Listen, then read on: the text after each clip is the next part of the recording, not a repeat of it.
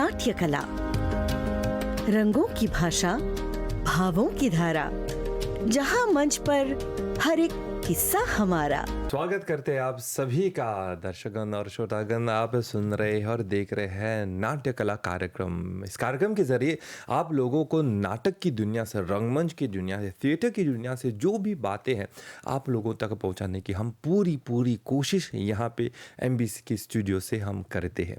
तो नाटक की दुनिया से आप जुड़े हुए हैं, आप भी नाटककार हैं, लिखते हैं, अभिनय करते हैं, तो यह कार्यक्रम आप लोगों के लिए है। अभी हमारे साथ हमारे स्टूडियो में आई हुई है जयंती जगदाऊ जी और साथ ही साथ उनकी बेटी एमा जगदाऊ मोती जी, दोनों का हम स्वागत करते हैं।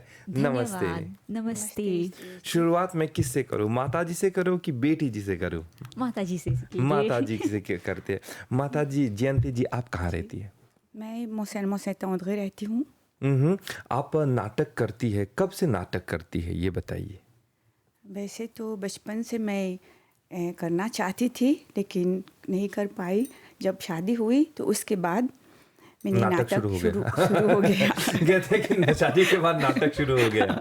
शादी के बाद तब वो गुरुजी जीवुत जी थे, धननारायण जीवुत जी, उनके साथ मैंने एक फिल्म भी किया, लाबुतई।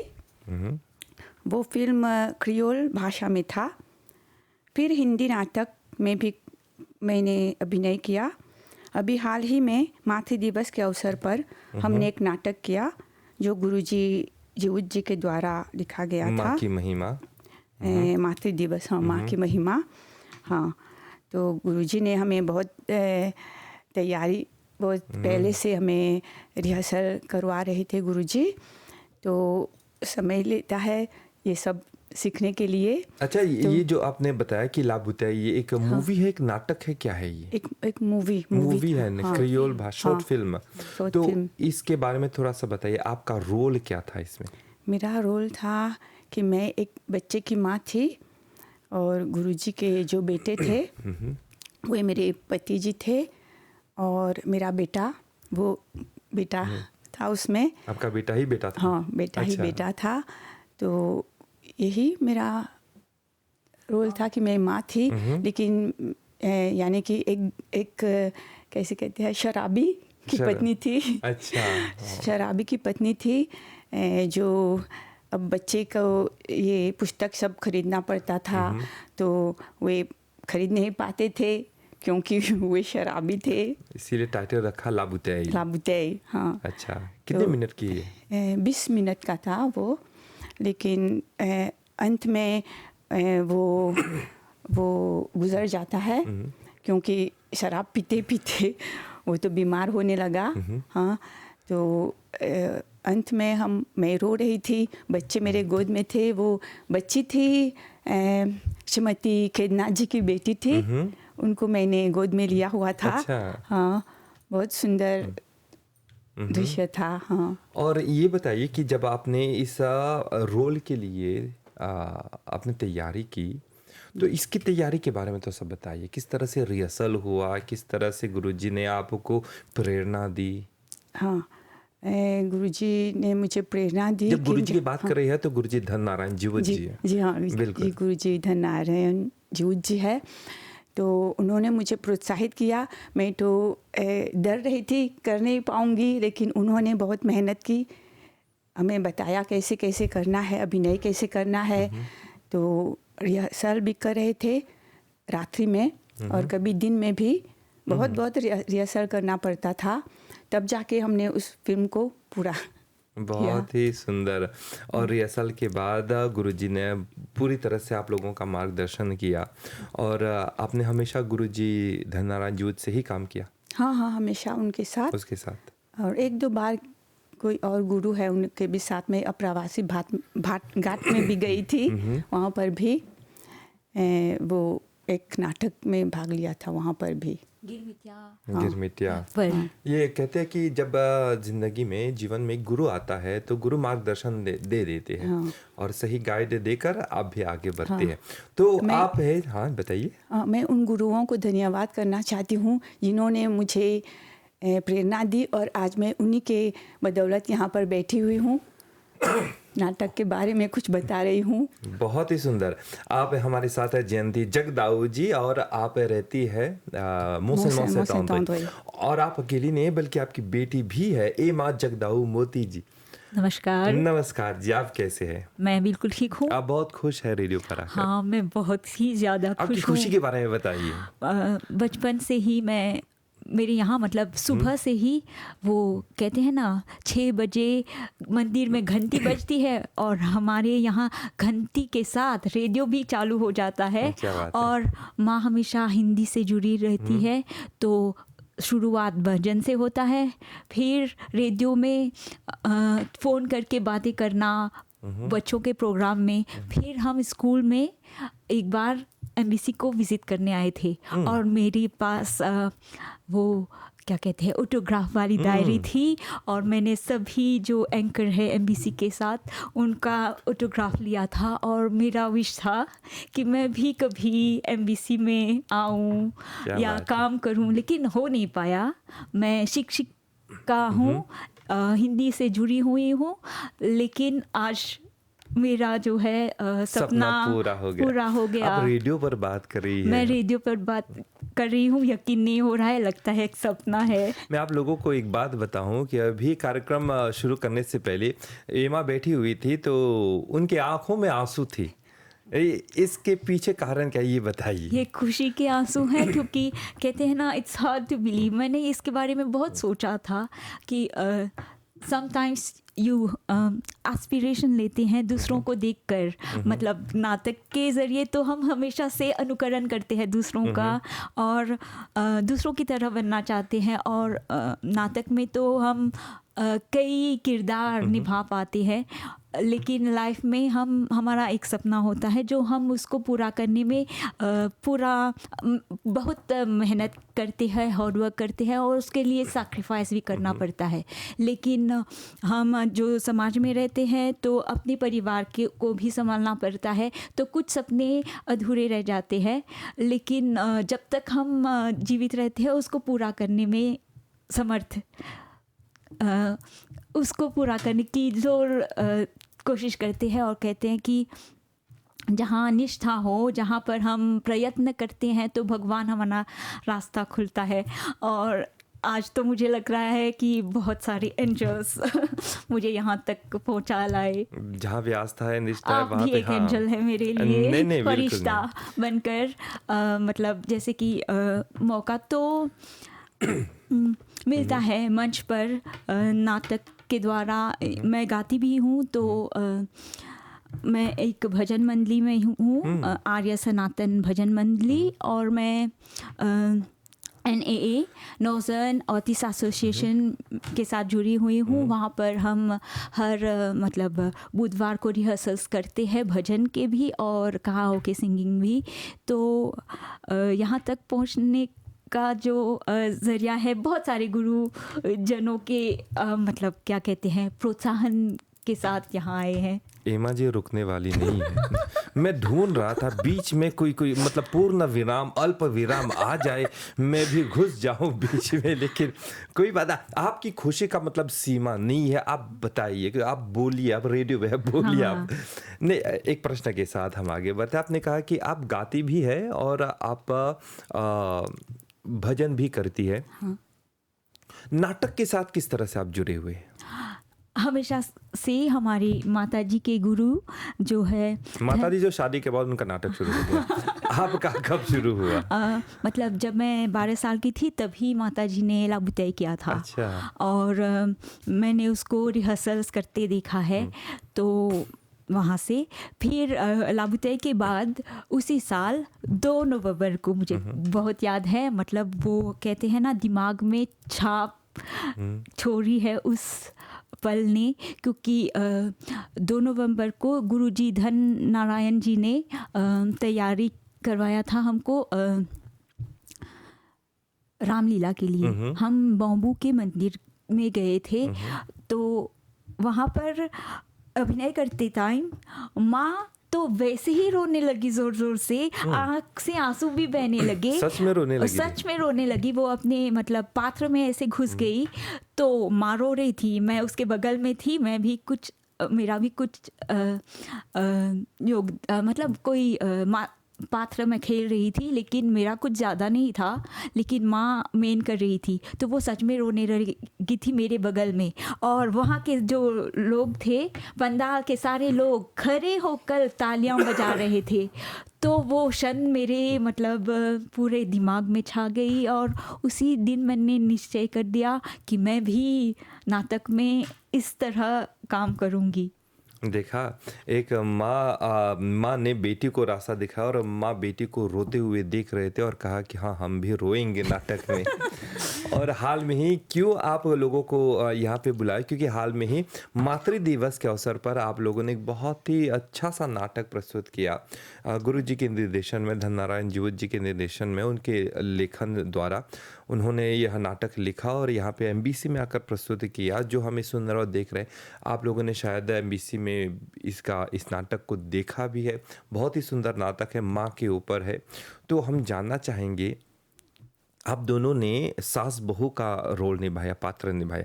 वैसे तो आप माँ बेटी है, तो आप माँ जी, आपकी तैयारी कैसे होती है जब आप कोई नाटक खेलने जाते हैं? तो नाटक खेलने जाते हैं तो मतलब नाटक में विभिन्न प्रकार के अभिनय करना होता है। कोई जैसे कि कभी होता है करुण भावना, तो कभी क्रूर व्यक्ति की का अभिनय करना पड़ता है, कभी हास्य, लोगों को हंसाना, और कभी भिखारी की तरह, या कभी डॉक्टर या रानी, ऐसे। तो उस हिसाब से हमें तैयारी करना पड़ता है। और मतलब जो डायरेक्टर होते हैं नाटक के, तो उनका पहले से दिमाग में एक मतलब कैरेक्टर के बारे में वो सोच कर ही कैरेक्टर को चूज़ करते हैं, कौन मतलब ये किरदार निभा पाएगा। तो मुझे गुरुजी ने चूज़ किया था, क्योंकि जब हम दूसरे नाटक में कभी गुरुजी के साथ थे, तो अपार्ट फ्रॉम आवर नाटक का हाँ सीन, तो बीच में जब मैं माँ से बातें करती हूँ तो कभी उसको डांटना पड़ता है, क्योंकि माँ जो है ना, वो कहेगी अरे टाइम देखो, तुम अच्छी से नहीं कर रहे हो, ये करो। तो मैं उल्टा उसको डांटती हूँ और कहती हूँ जब मैं कर रही हूँ मुझे करने दो, या ऐसा। तो मतलब माँ भी समटाइम्स वो मुझे डांटती है, तो नॉट बुरी तरह से नहीं, मतलब सब प्यार के साथ माँ बेटी के बीच में होता है। तो मैं उस टाइम उसको डांट भी देती हूँ। तो गुरुजी ने वो देखा था, तो जब माँ की महिमा नाटक लिखी, तो गुरुजी ने माँ को फ़ोन किया और उसने कहा मुझे बहू में आपकी बेटी को ही चाहिए, क्योंकि आप दोनों का रिश्ता सास बहू की तरह है, माँ बेटी की तरह नहीं। तो इसलिए गुरुजी ने मुझे चुना। लेकिन जब मैंने वो स्क्रिप्ट देखा तो मुझे डर लग रहा था। मैं सोच रही थी कि मैं तो हंसने वाली हूँ, यहाँ पे तो मतलब गुस्से वाली। तो गुरुजी ने कहा कि उन्होंने ये भी रूप देखा है मेरा असल लाइफ में। अभी तक आपको कोई डायलॉग याद है माँ की महिमा नाटक का, जहाँ पे आप डांट रही है? हाँ, क्या सोचते हो मैं दिन भर यहाँ बैठी रहती हूँ, कुछ काम नहीं करती? मैं बताऊँ मैं क्या करती हूँ? मैं तुम्हारे बच्चों को रोज तैयार करके स्कूल छोड़ने कौन जाता है? मैं या तुम? रोज तुम्हारे परिवार के लिए ताजी ताजी सब्जियां बाजार से कौन लाता है? मैं या तुम? और बताऊं तुम्हारे कपड़े धो धा के सुखा के अलमारी में समेटता कौन है? मैं या तुम? बताओ अब क्या हुआ? बोलती बन। नाट्य कला, रंगों की भाषा, भावों की धारा, जहां मंच पर हर एक किस्सा हमारा। माँ जी ने इस तरह से अपना डायलॉग शुरू किया कि मैं या तुम, कपड़े कौन समेटता है, मैं या तुम। हम तो डर गए। कार्यक्रम से पहले आप रो रही थी, अभी आप मतलब डरा रही है। बहुत ही अच्छा है।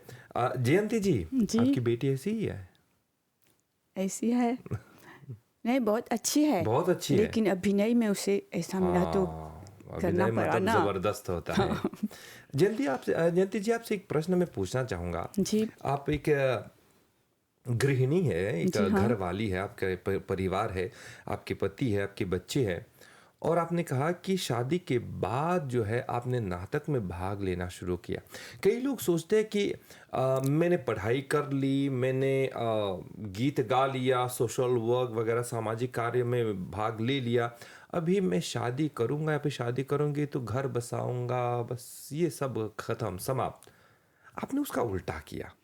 तो पति की ओर से किस तरह का सहयोग मिलता है, किस तरह से आपको प्रोत्साहित करते हैं कि जाइए जयंती जी, आप जियो अपनी जिंदगी, इस तरह का डायलॉग किस तरह से प्रोत्साहित करते हैं? हाँ, पति जी वे सहयोग करते थे, बच्चों को संभालते थे और घर का काम में भी मेरा हाथ बटाते थे। मुझे रिहर्सल के लिए ले जाते थे, इंतज़ार करते थे, फिर आते थे तो वे नहीं होंगे तो मैं नहीं कर पाऊंगी ना। बिल्कुल। उनका सहयोग बहुत रहा, नहीं तो आज मैं नहीं कर पाती, यहाँ तक नहीं पहुँचती। आपने कभी उनसे पूछा नहीं, आप भी नहीं करेंगे, भाग नहीं लेंगे नाटक में? वो लाबुतई में उन्होंने भाग लिया था। अच्छा, वो पूरा परिवार कलाकार। ये तो हम जानते ही नहीं थे। हाँ, लाबुतई में भाग लिया था। भाग लिया था उसमें। हाँ लाबुतई जरूर देखेंगे। हाँ, देखिएगा, बहुत सुंदर है। और बताइए पति के बारे में। और सिर्फ लाबुतई में भाग लिया और नाटक में भाग लिया? हाँ, वो पहले वे शादी से पहले भाग लेते थे वो भोजपुरी नाटक में, लेकिन शादी के बाद एक ही बार गए, फिर कहा कि बहुत समय लगता है काम में व्यस्त रहता था तो नहीं जा पाते थे। लेकिन वे भी पसंद करते हैं नाटक, इसलिए तो हमें भेजते हैं ना। तो काफी उन्होंने नाटक में भाग लिया। हाँ, पहले। तो अगली बार जरूर उसको बुलाएंगे, उनसे बातचीत होगी। उनका नाम क्या है महाशय का? उनका नाम है रविंद्रनाथ जगदाऊ। रविंद्रनाथ जी अभी सुन रहे हैं, हमें देख रहे हैं? हाँ, सुन रहे होंगे घर पे। बहुत ही अच्छा, बहुत अच्छा। तो रविंद्रनाथ जी, बातचीत तो होगी जरूर एक बार। और अभी आपके परिवार के बारे में बात कर रहे हैं, तो जयंती जी के बाद बारी आई है एमा जी। मैं कुछ बोल दूं? हाँ, बोलिए। हाँ, मैं बोल लेता। जैसे जयंती, आपकी भी आप शादीशुदा हैं? जी हाँ, आपके बच्चे भी हैं? मेरे बच्चे भी हैं। वही प्रश्न आपसे मैं पूछना चाहूँगा। जैसे आपकी माँ ने कहा कि पति की ओर से सहयोग भरपूर मिलता है, तो आपके परिवार की ओर से किस तरह से सहयोग? क्यों मैं प्रश्न पूछ रहा हूँ कि काफ़ी कलाकार मुझे मिले हैं, उन लोगों ने कहा कि अब शादी हो गई है तो नाटक नहीं कर पा रहे हैं, बल्कि आप लोग एक उदाहरण है। इसके बारे में बताएं, किस तरह से परिवार की ओर से सहयोग मिलता है? हमें बहुत प्लानिंग करना पड़ता है, क्योंकि कभी बच्चों को संभालना पड़ता है, बच्चों की देखभाल करनी पड़ती है। कभी अगर मेरे पति देव घर पर नहीं होंगे तो मैं कहूँगी कि हमारे सासू माँ की मदद लेनी पड़ेगी, बच्चों को सासू माँ के यहाँ छोड़ेंगे। ये शब्द जिसका प्रयोग आपने किया, पति देव, बहुत ही कम सुनाई देता है। मतलब नाटक का डायलॉग नहीं है, ये असलियत में आप कह रहे हैं पति देव। हाँ। अच्छा है, बताइए और बताइए। हाँ, तो फिर कभी वो उनका होता है जिम जाना या क्या कहते हैं, मैदान में दोस्तों के साथ फुटबॉल खेलना, तो वो अरेंजमेंट कर लेते हैं कि तुम जाओगी तो कितने बजे वापस आ जाओगी, ये सब। और फिर खाना बनाना, ये सब आयोजन करने ना पड़ता है। कभी सुबह 5 बजे उठकर खाना तैयार करने ना पड़ता है, या फिर थोड़े बहुत मेरी मदद मेरे हस्बैंड भी करते हैं आज। मतलब पहले हस्बैंड देव जी। हाँ, पहले नहीं करते थे, लेकिन जब बच्चे हो गए तो मुझको ज़्यादा समझने लगे, तो मेरी मदद करने लगे रसोई घर में भी। मतलब समटाइम्स जब मैंने पूरा भोजन का प्रबंध नहीं किया तो वो ऐड ऑन कर सकते हैं, कुछ तैयारी कर देंगे। बहुत ही तो सुंदर। सब्ज़ी बना देंगे या भात, तो मेरी मदद ऐसे करते हैं। और कभी बच्चों को संभाल लेते हैं। और मेरी मैं कहूँगी, अगर वो नहीं होते तो मैं आज जहाँ पर हूँ वहाँ पर नहीं होती। मेरे हस्बैंड अभी हेडमास्टर है। हाँ, तो वो पोइट्री के स्कूल में हेडमास्टर है, तो उनको भी बहुत सारी जिम्मेदारियाँ होती हैं, तो वो मेरी मदद करते हैं, मैं उनकी मदद करती हूँ। अभी सुन रहे नहीं? शायद अभी ऑफिस में स्कूल में होंगे। हाँ, तो ये प्रोग्राम जो है वो सोशल नेटवर्क पर मतलब फेसबुक पर भी चल रहा है, तो उनको आप दिखा दीजिएगा। हाँ। जैसे जयंती जी ने कहा कि उनके पति भी भाग लेते हैं, आपके पिता भी भाग लेते हैं, तो आपके हस्बैंड भाग नहीं लेते हैं नाटक? वो नाटक में भाग नहीं लिया है उन्होंने, लेकिन वो मेरे साथ कराओके गाते हैं। अच्छा। हाँ। तो एमा जी कहती है कि वो गाती भी है, नाटक भी करती है, तो समय आ गया है एक गाना एमा जी की आवाज में। लग जा गले के फिर ये हंसी रात हो न हो, शायद फिर इस जन्म में मुलाकात हो न हो,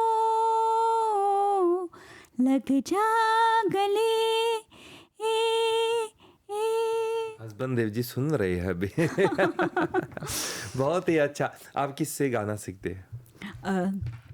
मैंने कई गुरुजियों से गाना सीखा है।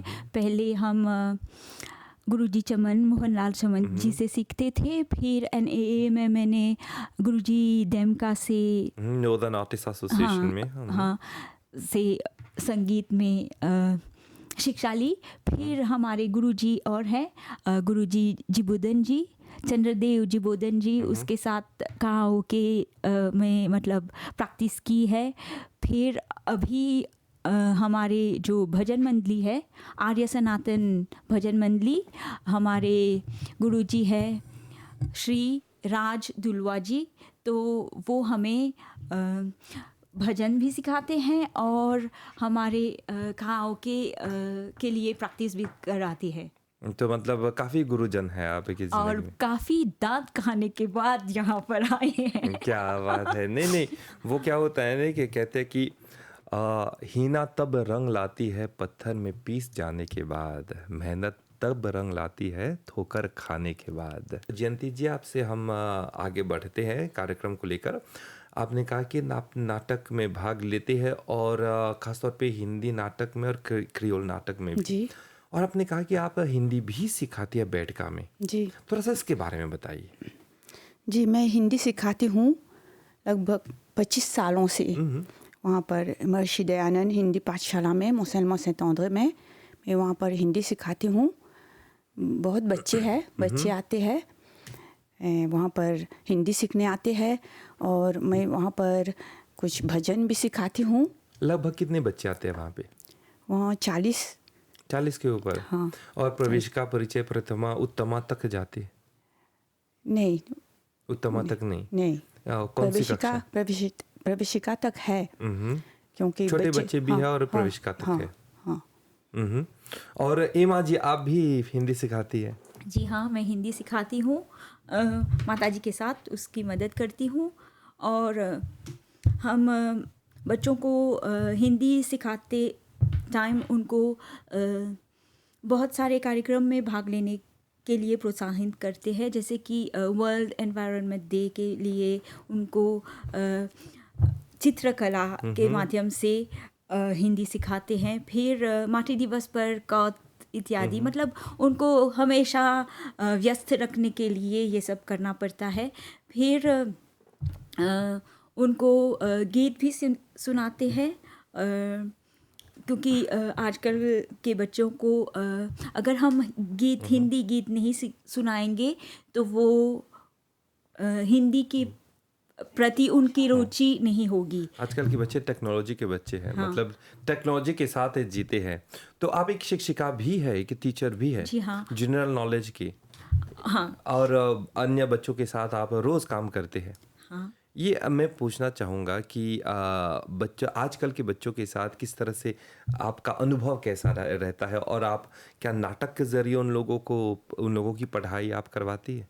हाँ, कभी नाटक का जरिया भी लेना पड़ता है, क्योंकि कुछ ऐसे टॉपिक्स है जो हम उनको समझाएंगे वर्ड्स में, तो वो कठिन हो जाता है उनको रिमेंबर करने के लिए। अगर वही हम उसको एक्ट करके, रोल प्ले करके या नाटक करके बताएंगे तो विदाउट वर्ड्स वो समझ जाते हैं। एक उदाहरण आप देंगे? अभी के लिए जैसे कि क्या करें, मैंने सोचा नहीं। तो सोचिए तब तक मैं जनता से बात करता हूँ कि हमारे साथ है एमा जगदाऊ मोती जी और उनकी माता जी भी है जयंती जगदाऊ जी है। दोनों मौसम से आई है और दोनों नाटक में भाग लेते हैं, नाटक करती है माँ बेटी। बहुत अच्छा लगता है जब एक ही घर में सब कलाकार होते हैं। अभी जयंती जी ने कहा कि उनके पति भी नाटक करते हैं और जब पूरा परिवार नाटक करते हैं और सभी लोगों को प्रोत्साहित करते हैं तो ये जो कला है वो जीवित रहती है और बच्चे भी अब बाद में आकर इसी नाटक को लेकर वे अपना जीवन जीते हैं और अपनी भावनाओं को इन नाटकों के माध्यम से, मंच के माध्यम से अभिव्यक्त करते हैं। एमा जी तैयार? जी। एक उदाहरण दीजिए किस तरह से आप बच्चों को पढ़ाती है नाटक के जरिए। जैसे कि वर्ल्ड एनवायरनमेंट डे के लिए एक नाटक करेंगे तो बट क्लास में ही विद द थिंग्स जो उपलब्ध है क्लास में, तो सभी के जो क्या कहते हैं खाने की टोकरी ले ली, तो उसको कहेंगे कि मान लो ये शॉपिंग बैग्स है, किसी एक लड़की को ढेर सारे शॉपिंग बैग्स दे दिया तो वो कक्षा में ऐसे इतरा के आएगी और बोलेगी ये देखो ये हाबिट का है, ये ब्रांड्स के नेम बताएगी और बोलेगी कितने कितने खर्च करके वो डिफरेंट कपड़े खरीद कर आई है। तो कोई दूसरा होगा बच्ची या बच्चा, वो कहेगा अरे इतने सारे शॉपिंग जो कर रही हो ये अच्छी बात नहीं है, क्योंकि जितना तुम ये कपड़े खरीद रही हो उतनी ही हमको अगर वो वूल का है मतलब ऊन से बना है तो भेड़ से लाना पड़ता है। ये जो बाग्स लिए है वो उसको पेड़ को काटना पड़ेगा और उसको इंपोर्ट किया है तो शिपिंग कॉस्ट, ये सारे के सारे हमारे एनवायरनमेंट को पोल्यूट करते हैं। तुम जितने भी शॉपिंग करोगे तुम्हारा वेस्ट भी मतलब ज़्यादा होगा। तो इस हिसाब से जो तुम कर रहे हो वो सही है या गलत, तुम ही बताओ। तो वो बच्चा जान जाएगा हाँ ये सारा खर्च कर रहा है वो एनवायरनमेंट पर, इनडायरेक्टली उसका हर एक जो एक्शन है एनवायरनमेंट को नुकसान पहुंचा रहा है। जितने भी हम खर्च करेंगे उतने ज़्यादा हमारा वेस्ट होगा जो लैंडफिल्स में जाएगा। तो वो दूसरा उसको समझाने की कोशिश कर रहा है दिस इज़ रॉन्ग, तो वो कहेगा आज से मैं रिसाइकलिंग करूँगी, जो मेरे माँ की पुरानी साड़ी है मैं उसको काट कर नए वस्त्र बनाऊँगी, उसको एक नया रूप दूँगी। तो ये हो गया एक छोटा सा नाटक ऑन द स्पॉट। बहुत ही सुंदर। ईमान जी के खास प्रश्न मैं आपसे पूछना चाहूँगा, क्योंकि आप बच्चों के साथ काम करती है, प्राइमरी स्कूल में आप काम करती है। कई बच्चे लोग आजकल एक दो उदाहरण मिले हैं ऐसे, वो बच्चे लोग फोकस नहीं कर पा रहे हैं आजकल, क्योंकि मोबाइल के साथ ज़्यादा रहते हैं तो इसीलिए कक्षा में फोकस नहीं कर पाते। क्या नाटक, थिएटर या फिर रंगमंच सहायक हो सकते हैं, सहायता करते हैं लोग बच्चों में फोकस फिर से लाने के लिए? हाँ, क्योंकि अगर आप बोलते जाएंगे तो बच्चों को मतलब वो उसका जो रिटेंशन पावर होता है वो 5 मिनट आपको सुन लिया और आप कंटिन्यूस भाषण करेंगे तो वो आपको ध्यान ही नहीं देगा। उसको उसके ध्यान को आकर्षित करने के लिए आप उनको इंटरैक्ट करवाइए, कोई नाटक ही प्रस्तुत कर दीजिए, तो वो जो कॉन्सेप्ट है तो वो जल्दी से उसको ग्रास्प कर देता है।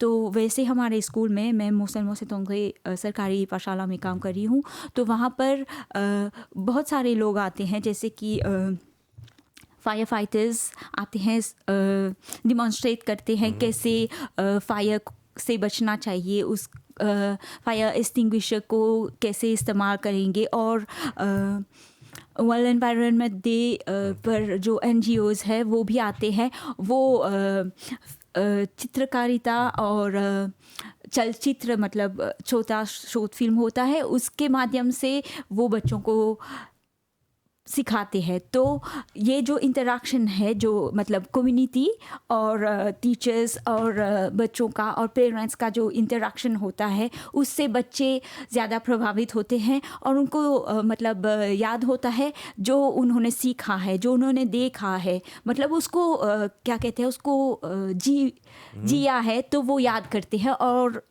सारे के सारे उनको याद होता है कॉन्सेप्ट्स। बहुत ही सुंदर।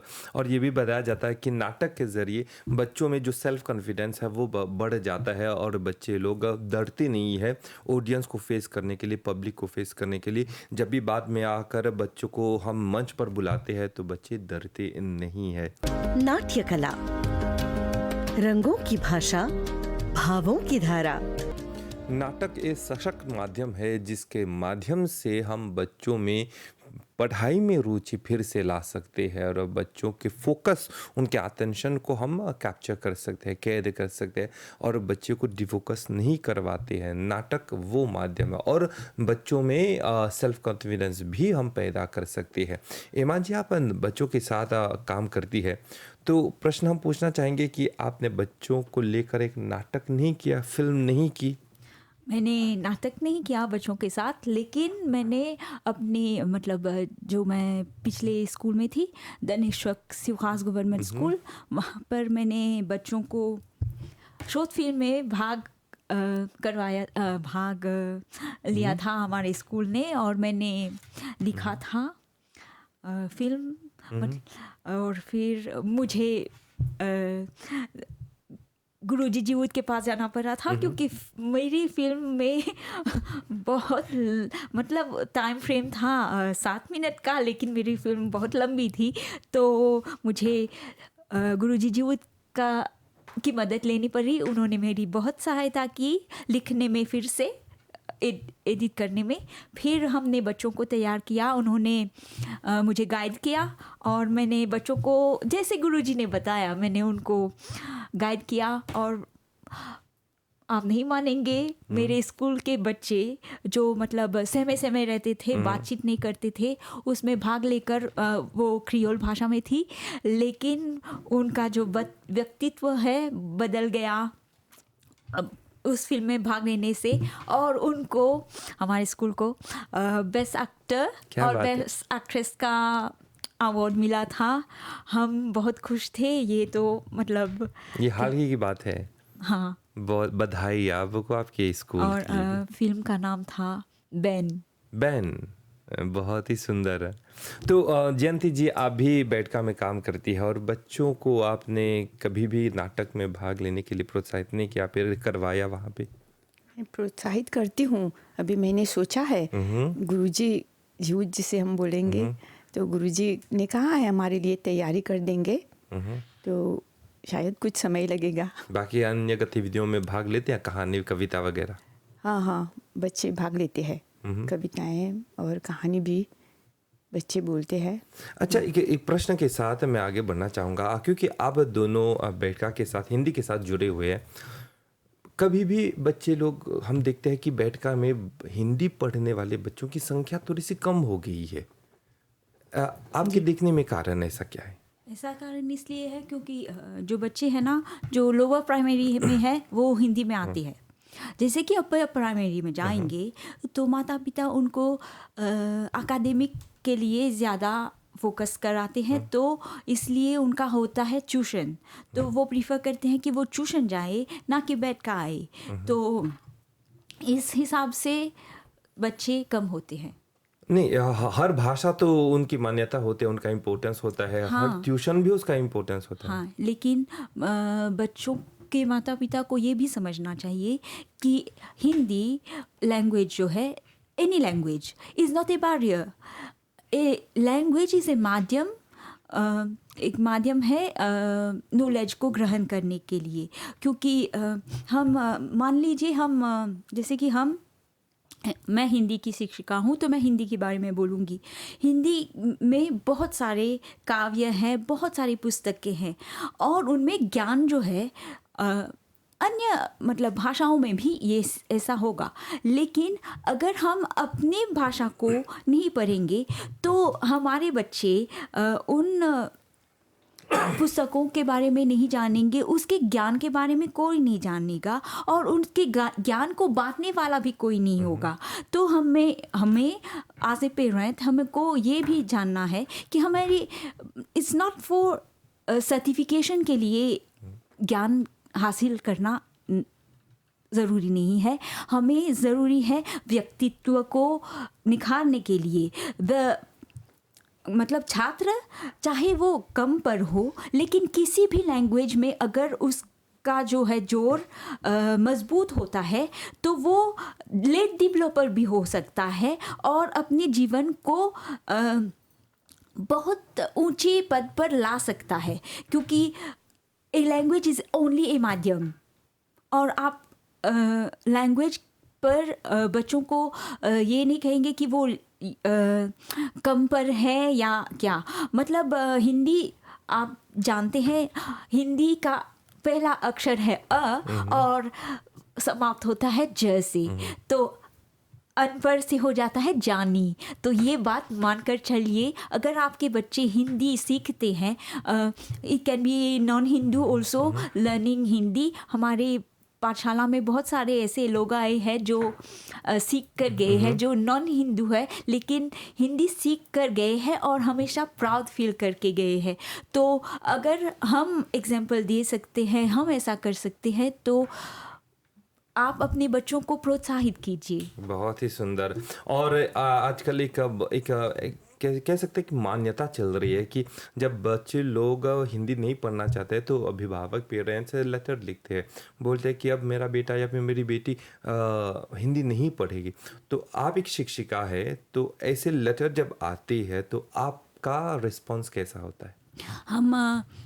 मैं शिक्षिका हूँ, तो मुझे मुख्य अध्यापक से या मुख्य अध्यापिका से बातचीत करनी होती है। फिर हम उसके पेरेंट्स से एक मीटिंग रखते हैं उसको समझाने के लिए कि आपका डिसीजन किस ग्राउंड पे बना है। अगर सिर्फ रिज़ल्ट के ग्राउंड पे है तो we learn from our mistakes. तो बच्चा गलती करता है तो उसको फिर से सुधारने का मौका देना चाहिए, ना कि उसका मतलब वो रास्ता बंद कर दो। अगर आपने उसको लेक्चर लिख कर बंद कर दिया, अगर उस स्कूल में क्रियोल मोशन नहीं है, हिंदी के स्थान पर नहीं है, तो वो बच्चा क्या करेगा? बैठा रहेगा मतलब कुछ नहीं करेगा। तो उसका समय भी बर्बाद जा रहा है और उसका एक, जैसे कहते हैं, एक मार्ग होता है जहाँ पर वो आगे बढ़कर कुछ कर सके, वो मार्ग आप उसको अभी से ही बंद कर रहे हैं। This is not good. हम उसको समझाने की कोशिश करते हैं। बहुत ही अच्छा है।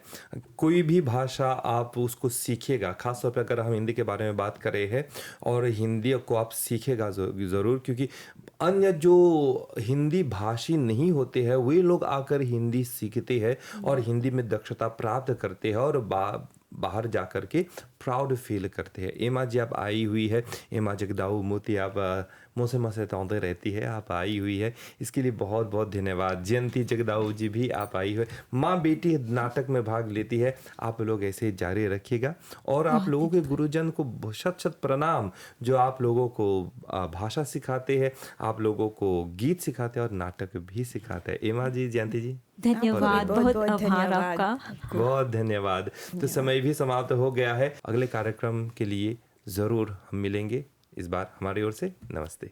नाट्य कला, रंगों की भाषा, भावों की धारा, जहां मंच पर हर एक किस्सा हमारा। नाटक पर आधारित कार्यक्रम नाट्य कला।